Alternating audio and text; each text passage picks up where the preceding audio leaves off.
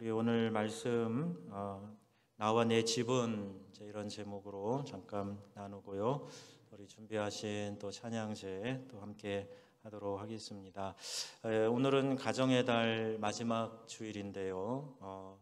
이 오후 시간에 특별히 이제 지난 한 주 동안 또 열심히 준비한 또 가족 목장별 찬양이 또 있게 되겠는데, 우리 혈육의 가족과 또 영적인 가족인 목원들과 함께 찬양한다 하는 것이 어떤 의미가 있을까? 두말할 필요도 없이요, 영적인 유대 관계를 돈독히 해줍니다. 그래서 오늘 본문 말씀은 우리에게 무엇을 말해주고 있는가 몇 가지로 살펴보려고 하는데요. 먼저 이스라엘 백성이 광야 생활을 마치고 요단강을 건너서 가나안의 첫 성 여리고에 도착하게 됩니다. 강한 초롱성 여리고를 하나님은 손쉽게 접수하게 해주셨어요. 어떻게 했는지 아시죠? 성을 하루에 한 바퀴씩 돌고 마지막에 일곱째 날에 일곱 바퀴를 돌고 함성을 외쳤으니 성이 무너져 버립니다. 계속해서 그들은요, 그 땅의 거민들, 즉 아모리 족속, 브리스 족속, 가나안 족속, 헷 족속, 기르가, 히위, 여부스 족속, 이들과 싸워서 하나님께서 승리케 하시는 거예요. 근데 승리의 원인이 어디 있는가 가만히 보면 이스라엘 백성의 전투력에 있지 않습니다. 아시는 것처럼 이스라엘 백성들은요, 군인이 아니에요. 그냥 오합지졸 노예 생활하다가 갑자기 불러서 광고 잘 듣고 따라 나온 사람들입니다. 우리 교회도 보면 광고를 잘 듣는 분이 계시고 못 듣는 분이 계세요. 광고를 아무리 해도 모르고 계시는 분이 계시더라고요. 그것도 은사예요. 어떻게 다 들을 줄 아는데 들으셨는데 모르시더라고요. 근데 광고 잘 들어야 여러분 출애굽하는 걸 믿으시기 바랍니다. 다 광고했는데 못 알아듣고 언제 갔대? 그러면은 큰일 나는 거예요. 그리고 이제 그냥 백성으로 일하며 있다가 나온 사람들 데리고 좀 싸움하는 거잖아요. 근데 그 가나안은 이미 정착된 성이 있고요. 여러분 성에 있는 사람과 싸우는 게 쉽지 않습니다. 성이 요새이기 때문에 그래요. 그래서 그 성에 있는 사람들을 그 성을 무너뜨리고 함락하기 위해서는 이렇게 특별히 하나님의 도우심이 있어야 되는데, 이들이 전투력에 의지하지 않고 하나님을 의지해서 성을 점령해 나가는 그런 모습을 보게 되죠. 12절에 보니까 너희의 칼이나 너희의 활로서 이같이 한 것이 아니다 말씀하고 계세요. 그럼 어떻게 했는가? 하나님께서 승리하게 해주셨다는 겁니다. 그래서 13절에 그래서 결과는 어떻게 되었는가? 13절 말씀 한번 띄워보시면 읽어볼까요? 너희가 수고하지 아니한 땅과 너희가 건설하지 아니한 성읍들을 너희에게 주었더니. 아멘. 자, 자기가 수고하지 않은 것을 내가 따먹는 일들이 있어요. 내 선대에, 우리 엄마 아빠 시대에, 혹은 할머니 할아버지 시대에 심었던 열매를 지금 당대에 취하는, 수확하는 그런 일들이 많습니다. 그러니 여러분, 믿음의 귀한 유산을 남기셔서 내 후손들이 복받는 삶을 살아가시기를 바랍니다. 우리가 어떤 일을 할 때에도 다 누가 준비해 준 것 위에 살짝 내 노력을 얹는 거지, 처음부터 끝까지 다 내 노력으로 완성하는 일이 없어요. 여러분, 기차나 버스를 타고 서울 가시고 할 때에 내가 돈 낸 것이 있으니까 이 돈이면 정당하게 내가 요금을 지불했다만 생각하시죠. 그런데 그 돈 갖고 우리가 그 교통편을 이용할 수 없는 거예요. 또 우리가 학위 논문을 쓸 때도 내 지식으로 처음부터 끝까지 하는 일 거의 없습니다. 그동안 누군가가 연구해 놓은 거, 그거를 토대로 해서 살짝 하나 더 얻는 거, 그게 학위 받는 방법이에요. 그러니까 여러분, 우리는 누군가의 도움과 수고 속에서 그 위에 한 치 더 올려놓고 그 열매를 따먹게 되는데, 오늘 여러분이 심고 자라게 한다 하면 누군가가 그것을 통해서 귀한 유익을 얻게 될 줄로 믿습니다. 우리 교회 60년 넘는 역사가 있지만 이 역사 가운데 앞에서 심어놓은 것들이 있기 때문에 오늘 우리가 있는 거예요. 그러니까 여러분, 지금 책임 맡고 교회를 이끌어가고 교회 일원이 돼서 수고하는 이때에 여러분이 심어 놓으셔야 우리 교회에 미래가 있는 줄로 믿습니다. 너희가 심지 아니한 포도원과 감람원의 열매를 먹는다. 이 말은 수고하지 않고 쉽게 버는 것을 말하는 것이 아니고요.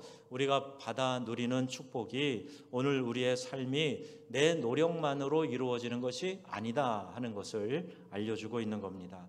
특별히 구원받아 천국의 백성이 되어 사는 것은 돈이나 공로나 자격으로 얻을 수 없는 전적인 여러분 하나님의 은혜임을 믿습니다. 하나님이 다 예비해 놓으셨어요. 그리고 우리에게 믿기만 하면 그 은총을 베풀어 주실 것을 약속하고 계시는 거예요. 그래서 여호와를 경외하며 섬기라 하는 것을 오늘 이렇게 여호수아를 통해서 도전의 말씀을 주는데 14절 말씀 보시면 그러므로 이제는 이렇게 시작되어져 있습니다. 24장 13절에 그러므로 이제는 이렇게 이야기하는데 14절에 이 말씀에 좀 주목을 해 보아야 하겠습니다. 하나님께서 우리에게 어떤 은혜를 베푸셨으며 이 여호와 하나님께서 어떻게 우리를 이곳까지 인도해 오셨는가 그것을 잘 깨달아 알고 경외하며 온전함과 진실함으로 그 하나님을 섬기자 하는 거예요. 우리 사람들은요 남의 도움이나 은혜를 참 쉽게 잊어버립니다. 은혜를 입어도 기억하고 감사하는 마음을 잘 갖지 못하고요. 그때 잠깐 반짝하다가 금방 잊어버리는 것이 있어요. 그런데 은혜를 감사하고 마땅히 우리 거기에 대해서 고마워하는 마음을 또 갖고 표현하는 거 이게 인지상정이라 그러잖아요. 우리 한자 인지상정이 사람이 마땅히 가져야 할 서로 간의 도리, 정 이런 것을 이야기하는 거예요. 근데 이런 것들이 많이 깨져버렸어요. 마땅한 사람의 도리인데 그렇게 하지 않는 경우 그런 경우들을 참 이 시대에 많이 보게 됩니다. 그래서 배은망덕이라는 말도 있어요. 은혜를 배반하고 덕을 잊어버린다. 네, 여러분 사람 사이에는 연약함 때문에 혹 그럴 수 있을지 몰라도 하나님께서 베풀어 주신 이 은혜는 잊지 마시기 바랍니다. 그래서 그 은혜를 내가 깊이 기억하고 간직하고 감사를 표현하면 할수록 하나님의 은혜가 더 나에게 새록새록 깨달아지고 스펄전이 얘기한 것처럼 별빛 같은 은혜에 감사하면 달빛 같은 은혜를 베풀어 주시고 또 그 달빛 같은 은혜에 감사하면 태양빛과 같은 은혜를 베풀어 주신다. 여러분 그 말씀 기억하셔서 배은망덕 신앙이 아니라 감사하는 믿음의 신앙인이 되시기를 바랍니다. 하나님 우리에게 은혜를 베풀어 주셨어요. 자격도 공로도 없는 우리에게 한량없는 은혜를 하나님이 부어 주셨습니다. 그래서 생각해 보면 모든 것이 다 은혜예요. 그래서 먼저 구원이 우리에게 큰 은혜인데 우리가 아직 죄인 되었을 때에 베풀어 주신 은혜고요. 그것도 성자 예수님을 보내셔서 내 대신 형벌을 받게 하심으로 우리를 구원해 주셨습니다. 여전히 형편없고 부족하고 넘어지고 부끄럽지만 그럼에도 불구하고 사랑하시는 그 하나님의 사랑으로 말미암아 오늘 내가 이만큼 살아가고 있다는 거예요. 바울이 그런 고백했죠. 나의 나 된 것은 하나님의 은혜로다 말씀하고 있어요. 이 은혜를 깨닫는 여러분 되시기를 바랍니다. 내가 오늘 이만큼 된 것 하나님의 은혜로다 말씀합니다. 은혜를 베푼 분에 대해서 감사를 잊어서는 안 되겠죠. 자, 14절에는요. 그 은혜를 베푸신 하나님께 너희 이렇게 얘기해요. 너희 조상들이 강 저쪽과 이집트에서 섬기던 신들을 치워버리고 이제 강력하게 도전하는 거예요. 여전히 우상을 섬기려고 하는 마음이 그들 본성 가운데 있으니까 좀 결단을 해라. 하나님이 이렇게 좋으신데 우리에게 신실하시고 은혜를 베풀어 주셨는데 이전에 믿던 신들을 좀 다 치워버려라. 하나님의 백성들이 과거에 믿고 따르던 우상들 다 버리라는 거예요. 은혜로 노예 생활하던 이집트에서 출애굽하고 홍해 건너 광야로 들어갔는데 여전히 우상 섬기는 이 일이 근절되지 않았다는 겁니다. 여러분 우리가 믿음 생활을 한다고 하지만요 옛 습관이 완전히 버려지지 않은 그런 경우들이 여전히 있어요. 그래서 날마다 바울이 고백한 것처럼, 로마서 7장의 고백처럼 내 자신을 쳐서 하나님께 복종시켜야 되고, 오호라 나는 곤고한 자로다, 그가 탄식한 것처럼 우리 마음에 있는 이 죄성, 부패성, 그게 이제 우상 숭배라는 단어로 표현되어 있지만 하나님으로부터 벗어나려고 하려는 그런 마음, 이런 것들을 우리가 끌어다가 모아다가 우리 주님 전 안에 앞에서 불사르고 믿음으로 하나님만 따라가는 결단이 오늘 우리에게 있어야 할 줄로 믿습니다. 요단 건너 약속의 땅 가나안에 들어가기 전에 반드시 이와 같은 결단이 있어야 됩니다. 훗날 엘리야 선지자가 이스라엘 백성에게 그러죠. 너희가 어느 때까지 머뭇하려느냐. 여호와가 만일 참 하나님이시면 하나님만 섬기고, 바알이 아세라가 참 신이면 바알 아세라만 섬겨라. 어느 때까지 양다리 거치고 왔다 갔다 하면서 머뭇하려느냐. 강한 도전을 합니다. 여러분, 인생에 찾아오는 변화의 시간이 있어요. 트랜짓이라고 얘기하잖아요. 구직 그리고 퇴직, 언제 직장을 얻었는가 싶은데 그 회사를 나오게 돼요. 결혼하고 또 때론 이혼하고 이사가고 대학 진학하고 졸업하고 사회 진출하고 군입대하고 제대하고 유학 갔다가 또 돌아오고, 이런 중요한 우리의 삶의 모멘텀들, 변화의 시간들, 그 바뀌는 트랜짓의 시간들이 있어요. 이 인생의 중요한 변화를 경험할 때 뭐가 필요하냐? 믿음의 결단이 필요합니다. 믿음의 결단이 있어야 돼요. 더 성장할 수 있는 기회이나 잘못하면 더 나빠질 수도 있기 때문입니다. 그래서 여러분, 항상 어떤 변화의 시점 앞에서는 충분히 기도하시고 믿음의 결단을 하시기를 바랍니다. 이때 염두에 두어야 할 중요한 진리가 있는데, 우상을 제거하고 하나님만 의지하고 섬기라 하는 겁니다. 다른 믿는 거, 우상은 하나님보다 더 사랑하는 거, 이런 것에 해당이 되는데, 내 마음을 빼앗는 모든 것, 이게 다 우상이 될 수가 있어요. 돈이나 명예나 연애나 또 자식도 여러분, 이 시대에 우상이 많이 되어가고 있어요. 여행, 레저 하는 거, 스포츠, 이것도 이 시대에 우상이 될 수 있습니다. 여러분, 대표적으로 그 중에 돈을 만몬신이라고 이름을 지을 만큼 이 세상에 가장 많은 신도를 가지고 있는 종교가 뭐냐? 이게 만몬교라고 얘기를 하는 거예요. 가장 많은 순교자를 만든 종교가 뭐냐? 만몬교라 그래요. 돈 때문에 많이 죽었다. 가장 많은 순교자를 낸 종교.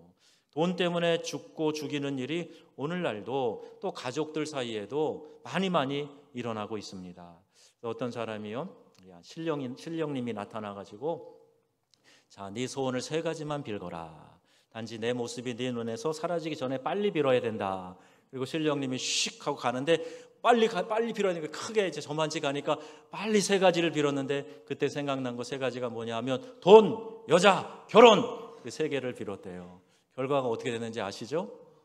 그래? 그래가지고 결국 결과는 돈, 여자랑 결혼하게 됐다 하는 결과, 돈, 여자랑 결혼하게 되었다 하는 결과입니다.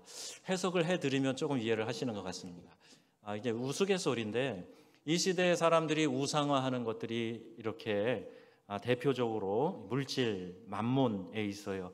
이스라엘 백성이 하나님을 믿으면서도 이집트 땅, 가나안 땅, 그 신들을 받아들였어요. 교인들 중에도 멀쩡히 예수님 믿는 것 같은데 하나님 말고 거기 어디 다른 분, 다른 신, 나를 도와줄 분 안 계세요? 하는 그런 마음으로 다른 것을 찾고 의지하는 사람도 있단 말입니다. 내가 신뢰하는 것을 내려놓으라. 하나님만을 의지하는 믿음의 백성들 다 되시기를 주님의 이름으로 축원합니다. 가나안 입성을 통해서 새로운 삶을 살도록 도전하고 계시는 거죠. 그래서 여호수아의 결연한 의지가 여기 나오는데 15절 말씀이에요. 15절 말씀 시작. 만일 여호와를 섬기는 것이 너희에게 좋지 않게 보이거든. 우상 섬기는 것이 더 좋다고 생각되면 그래, 그렇게 해. 그러나 여호와를 섬기는 것이 너에게 좋지 않게 보이면 너네들 스스로 결정해. 자, 이렇게 의지적 결단을 촉구하고 있는 거예요. 제발 믿어주세요가 아니고, 너희 조상의 신들이든지 아모리 족속의 신들이든지 너희가 섬길 자를 스스로 택하라. 그러나 나와 내 집은 여호와를 섬기겠노라. 자, 자, 이렇게 리더의 결단으로 이야기를 하고 있는 겁니다. 나와 내 집이라고 이야기하고 있어요. 여러분 이 말에 주목해 보세요. 신앙은요 개인적인 것이다. 물을 쏟을 뻔해. 신앙은 개인적인 것이다. 아니면 신앙은 내가 공동체 안에서 구원을 얻는 것이다. 우리 주관적인 해석이 좀 다를 수 있습니다. 그런데요, 구원을 받는다 하는 것은 개인적이에요. 전도하다 보면요, 제 아내가 교회에 열심히 나가고 있어요. 그렇게 여유롭게 대답하는 분이 계세요. 뭐 천국에 갈 일이 있으면 아내가 저를 데려가겠죠. 이렇게 얘기합니다. 그런데 여러분 아세요? 요새 아내들은요, 남편 떼놓고 어디 다니는 걸 좋아합니다. 천국 갈 때도 떼놓고 갈 수 있다는 사실을 기억하셔야 돼요. 남편들은 나는 안 믿어도 아내가 잘 믿으니까 데리고 가겠지. 그게 착각일 수 있어요. 구원은 내 개인이 예수님을 나의 구주로 받아들이는 그 신앙 고백을 통해서 이루어지는 겁니다. 남이 대신 책임져 줄 수 없습니다. 부부 사이에도 부모 자식 간에도 대신 구원 받아주는 것 아니에요. 여러분 비자 받을 때요 여권에 한 명씩 비자를 받아요. 그러니까 비자 갈 때 천국에 들어갈 때에도 천국 입국 비자, 우리가 믿음으로 가는데 각각의 믿음을 가지고 가는 겁니다. 그러니까 천국 입국 비자를 남편 거 내가 대신 받아줄 생각 하시면 안 돼요. 내 자식들 거 내가 대신 받아서 주면 되지 뭐 안 됩니다. 이렇게 봉헌할 때 이름을 같이 쓰셔도 안 됩니다. 꼭 개인의 믿음으로 그가 천국 간다는 사실 여러분 꼭 기억하시기를 바랍니다. 그런데 신앙은 공동체적이에요. 구원은 개인적으로 받으나 신앙은 공동체 안에서 하는 겁니다. 나 혼자 믿고 나 홀로 하는 게 아니고요. 우리 신앙생활은 교회라고 하는 이 공동체를 통해서 함께 하게 하신 거예요. 그리스도를 머리로 하는 공동체 안에서 내가 지체가 되고 한 몸을 이루는 겁니다. 부부간에 한 몸을 이루는 것이 심오한 원리이듯이 성도들이 한 몸을 이루는 것도 심오한 영적인 원리인 것이죠. 그래서 교회를 영적인 가족이라고 이야기하는 거예요. 가족 구성원들이 좋아야 되듯이 교회 구성원들도 좋아야 됩니다. 그리고 함께 동반 성장해 가야 하는 거죠. 또한 전도의 책임에서 신앙은 홀로가 아니라 가정이라는 공동체를 정해 주셨어요. 가정은 복음을 듣고 구원받도록 만들어 주신 최소 단위인 것이죠.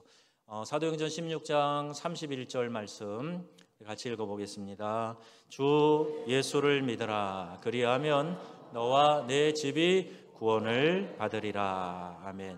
바울을 통해서 빌립보 감옥의 간수장 가족이 복음을 받아들이고 세례를 받고 구원을 받게 됩니다. 가족은 가장 가까운 나의 이웃이에요. 내 이웃을 구원할 책임이 바로 나에게 있지 않습니까? 가족 구원의 책임이 나에게 있다는 거예요. 그래서 에스겔 33장 8절에 그는 자기 죄악으로 말미암아 죽으려니와 내가 그의 피를 내 손에서 찾으리라.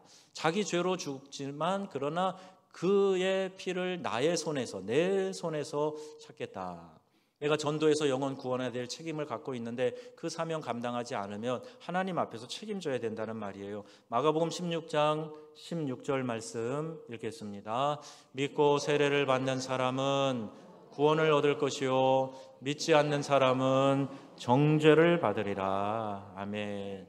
죄에 대하여라 함은 너희가 나를 믿지 아니하며 아무리 천사처럼 살아도요 법 없이 살 수 있는 사람도요 예수 믿지 않는 것, 예수 믿어 구원받지 않는 것, 이 자체가 하나님 앞에서 죄가 된다는 겁니다. 하나님을 믿지 않은 죄로 그가 정죄를 받게 되면 그 핏값, 책임은 가장 가까이 있는 사람에게서 찾으신다는 엄중한 말씀인 것이에요.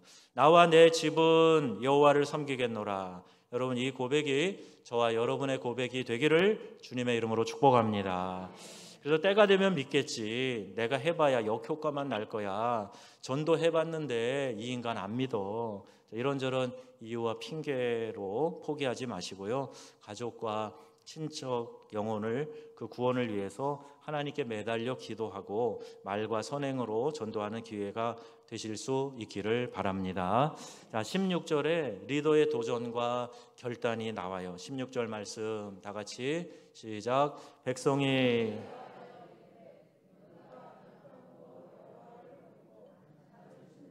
섬기지 하지 아니하오리니. 아멘. 여호수아가 담대하게 결단하라 촉구하니까요, 우리도 우상 다 버리고 여호와 하나님만을 따르겠습니다. 자, 그들이 이렇게 의지를 가지고 고백하는 겁니다. 리더는요, 목표를 제시하는 사람이에요. 도전과 자극을 주어서라도 잠자는 심령을 어허 일어나세요, 졸지 마시고, 이렇게 깨우는 사람이에요. 딱 한 분이 졸아서 가슴에 불을 지피고 동력을 일으키는 사람이에요. 꿈꾸지 않는 리더, 배우지 않는 리더, 다 이루었다고 안주하는 리더, 백성을 잠들게 만들 수 있습니다. 목사도 교회 영적인 리더입니다. 때로는 교사의 역할, 멘토나 코치의 역할, 더 나아가 부모의 역할 해야 되죠. 자녀가 자라는 모습을 보면서 대견해 하듯이 성도들의 영적인 성장과 삶의 변화, 그리고 결단이 일어날 때 말할 수 없는 기쁨을 누리게 됩니다. 몇 년간 이렇게 보면 많이 성장하는 성도들이 계세요. 그분들을 보면 참 보람이 있는 거예요. 야, 저렇게 믿음이 자라주니 참 고맙다. 우리 하나님 기뻐하시겠네. 이런 마음 갖게 되는 거죠. 그러면서 역시 목회하길 잘했어. 이게 목회의 보람이지. 이런 마음이 생깁니다.